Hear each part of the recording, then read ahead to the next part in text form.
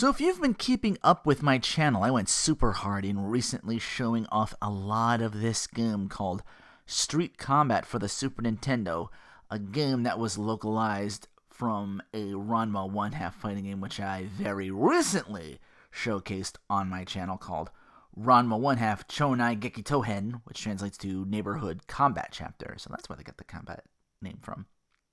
The reviews I could find about Street Combat were mostly very poor. Like, so poor a 5 out of 10 is a compliment from most reviewers and gamers. Yet Dino City gets a 6? But what if that wasn't the case? What if by some Herculean leap into logic, Street Combat was actually the early bird that caught the fighting game worm? That game got to be inspiration rather than bastardization. What if Ranma one-half did not catch on in the West and Irem had to localize the second SNES Ranma one-half fighting game? What if we got Street Combat 2? Salutations! If you're a regular, I apologize for this series going away for a while. If you're new, my prior explanation should suffice what the series of videos is all about.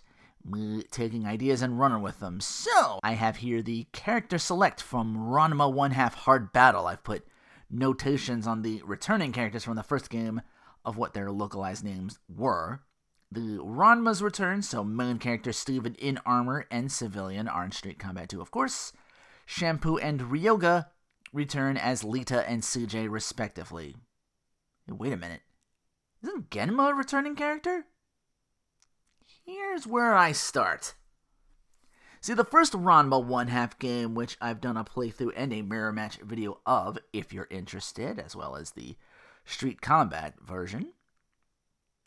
Genma, in the first Ranma one-half game, was in his human form. In Hard Battle, as you see here, it's his panda form. So, we know Genma in the first game was localized to be Tyrone. Be weird to make him a panda, so I'm of two options with this one. One is to keep Tyrone away and make a new character that's just a regularly weirdly shaped bear, moves comically, so I'd make it a guy in a bear suit. Fighting games always have their mascot characters. Why not a literal mascot of some chain of some sort? Like just some poor down on his luck guy in a Chuck E. Cheese kind of suit on, but secretly one of CJ's assassins that work for him. An unserious shell containing a dangerous individual that Steven would have to watch out for. Or, as I was writing this, I had a second idea, which I personally like better. You beat the bear down, some spriters find a way to knock the head portion off the bear to reveal, oh, it actually is Tyrone all along. Maybe the bear costume could secretly be Tyrone thinking, well, I only lost because of the guy wearing armor. If I wear armor or something, maybe I can match him. Rather roundabout way to say, new packaging, same dude. That does it for all the returning characters. Now to make some new ones, I will go clockwise until all the other slots are filled up.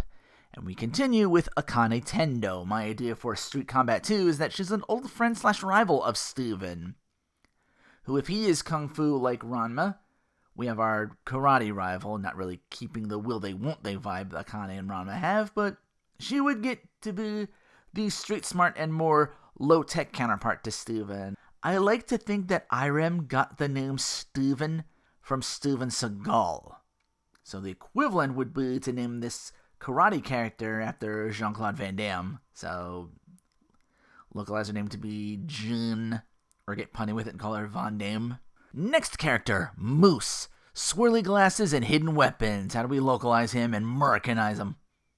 Moose's hidden weapons are very random, including a duck-shaped toilet and a lucky cat on a chain, so it's like he got weapons at a garbage dump and got custom fitted. We make Moose a garbage man who is inspired by Steven's win in heroism in the first Street Combat tournament. He shows up to where the swirly glasses becomes a visor. Now he's a vigilante, known to the locals as... I'm the trash man! I couldn't resist. Yeah, I don't have a name for him, really. Just the idea to turn his cloak with long sleeves into, like, him wearing a garbage bag or a ratty cloak like Mephis from Shaq Fu. Do the wandering Japanese fighter stereotype that Ryu from Street Fighter totally tongue-in-cheek. where he's just a legit hobo that got inspired to fight in the second tournament, which is apparently already a thing according to TV Trope's entry of Daraku Tenshu, The Fallen Angels. Best girl is next, Ukyo Kuonji. I had my own haha like the Ranma dub to make her Canadian and have her Japanese pancakes be more Western pancakes. But then I remembered her weapons being spatulas. Now her projectile small spatulas would easily translate and not even bat an eye. The giant one she's always holding at the ready, I personally have never seen a giant spatula for pancakes. That's when it hit me. What's a savory, flat type of eat that would be the American equivalent and actually uses a large spatula to help make? Brick oven pizzerias.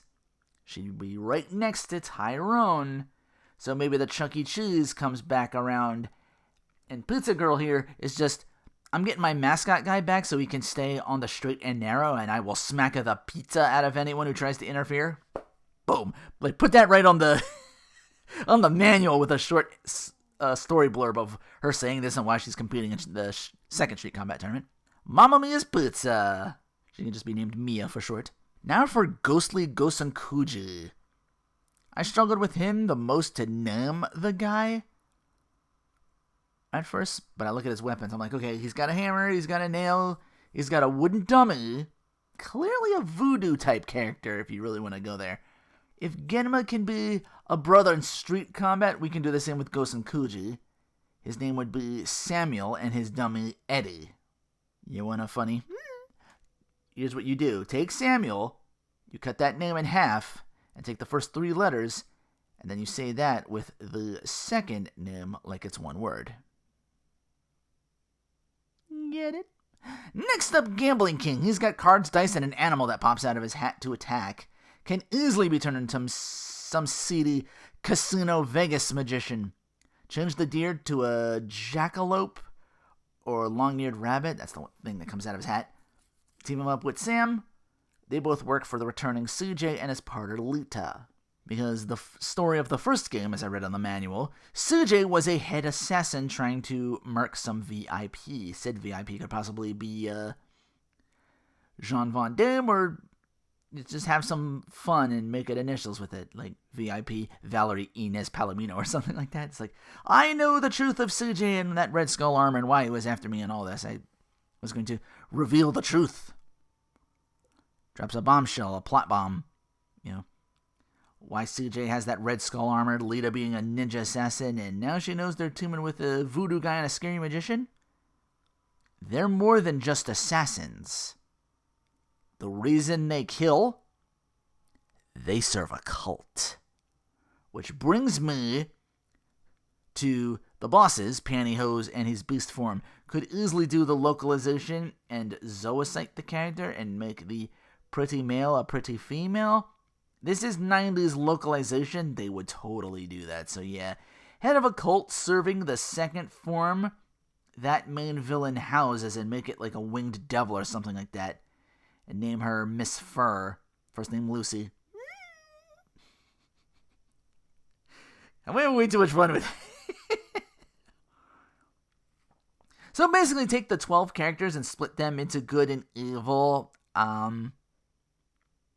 Wait, there's the debug code. I probably wouldn't dummy that out, but I would have changed Hapasai to more of a different character. I just didn't think of that when I scripted it. But I can see Tyrone trying to go straight due to Mamma Mia and does a face turn to go against CJ, or in the first game just showed up and had no idea or an affiliation at all with CJ. I don't know. He's just the first guy you fight, kind of like how Ryu Hakutoto and Lee was in the first Art of Fighting game. They didn't have any affiliation with Mr. Big. You just fought them for information. Like, I just see Tyrone. He's like, nah, I ain't fucking with no cult. But that's my idea for Street Combat 2. I possibly get to revisit this later after I go ahead and play from start to finish the third Ranma 1/2 Super Famicom fighting game. So that might be a possible, not definite, future episode of What If. What is a definite and future episode of What If? After 3 long years, the the finale to my multi-part What If. I finally scripted it and completed it. Hopefully this writer's block era never returns. So, this Saturday, the final part to What If Mr. Karate Killed Jeff Bogard. Do join me for that. Sorry it took me so long. But that'll do for this episode. Until next time, take care, and thanks for watching.